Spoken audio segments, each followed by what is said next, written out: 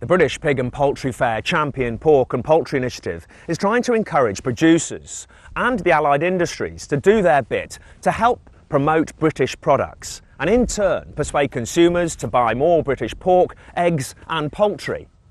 With my work at the Cotswold Farm Park on Countryfile and for the Pig and Poultry Fair on farm visits, I very quickly learned that the consumer is really keen to learn about where their food comes from and what we as farmers do. This short video will give you some ideas of how you can help to promote your industry.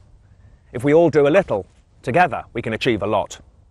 My name's Nick Bragg. We're farming at Frogmurray Green Farm, South Petherton in Somerset.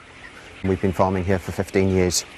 To be a chicken farmer, it's enjoyable, fun, and rewarding and challenging. We care passionately about our chickens, and if we didn't, we wouldn't be in business. The open farm visits we do, we've been currently doing for about 2 years now.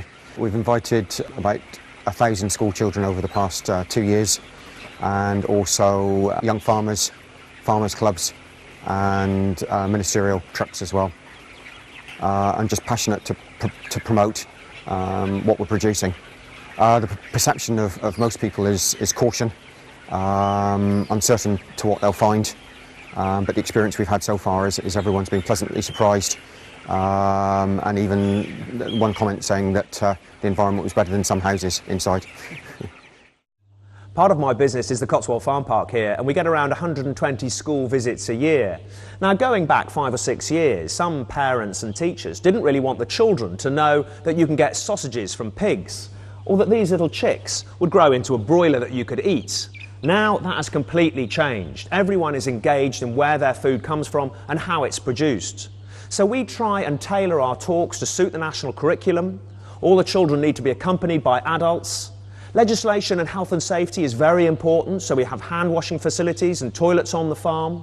And we try and make our talks engaging and fun, exciting. Hands-on is really important. And if you're going into schools to do talks, take some props with you. Maybe some chicks and some eggs, and explain how they all fit together. Children are like little sponges, and they're really keen to soak up information. And adults are keen to learn too. In 2010, the British Pig and Poultry Fair took a group of consumers onto pig and poultry farms. And this next film shows how little they knew before their visits to those farms. So what's your first reaction?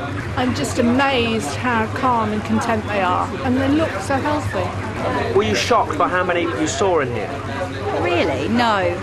I mean, I expected quite a few, and there are lots of birds, but there's quite a few open spaces as well to go with it, so you haven't just got they're crammed on it for every square inch of floor. So it's quite nice to see they've got rooms to move about. It smells better in here than it does outside, strangely enough. But do these chickens lay eggs? It doesn't put you off eating chicken then? No.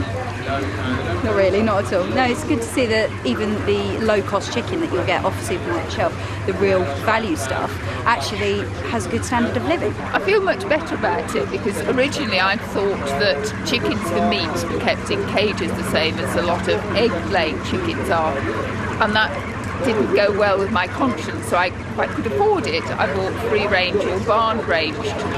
Would you like to see all these birds roaming around in a grassy field? Not if it meant that the farmer would lose more in profits and that it would cost people more who buy it at the end of the day. What did you think of what you've just seen? Much better than I expected to see. I'm really, really impressed, and I just found contented birds, much more space than I thought. And when you go to the supermarket now and make your choices on the shelves, what is it you're going to look for? Definitely the red tractor. Yeah, British. Yeah. And British. Yeah. British Yes. chicken. Yes. And why is that, do you think? Because of all the standards that they have to keep. Yeah, I was actually quite nervous about looking at this chicken farm and possibly never eating chicken again, and it's one of my staple parts of my diet. So no, it was a great deal better, and I think I would definitely not worry so much anymore about only having free-range chicken. I'd be quite confident, I think, as long as it had the red tractor mark on with the Union flag on it. The conditions are as I expected. The surprising thing is the short lifespan. It's amazing that it's such a short lifespan for each of them. So what do you think of it so far? So far I'm quite impressed actually. I mean, I expect to be worse than this. It's quite good. I think it's really good. Everything seems to be so clean.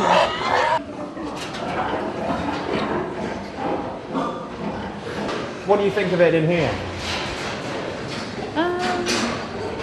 Better than I thought it was going to be. I'm still not sure about the slats. How would you like to see them? More freedom. Well, I've heard a lot about farming plates, never seen one before, but they've actually got more space than I thought they would have for the side. I thought there was a place at the side they literally clamps in position. So, no, it seems like a good idea.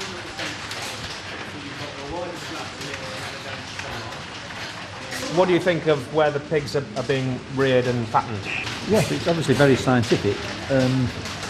Whilst in a way they are quite crowded, they're not fighting, they're not, they seem reasonably content. Do you think it'll change the way you shop at all?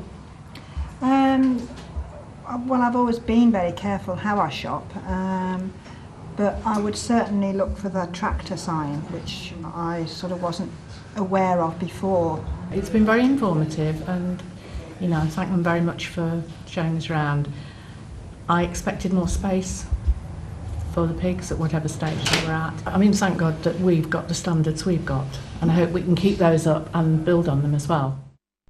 That farm visit was a real eye-opener, and it just goes to show how a little information can go a long way to help the shopper decide what they're going to buy.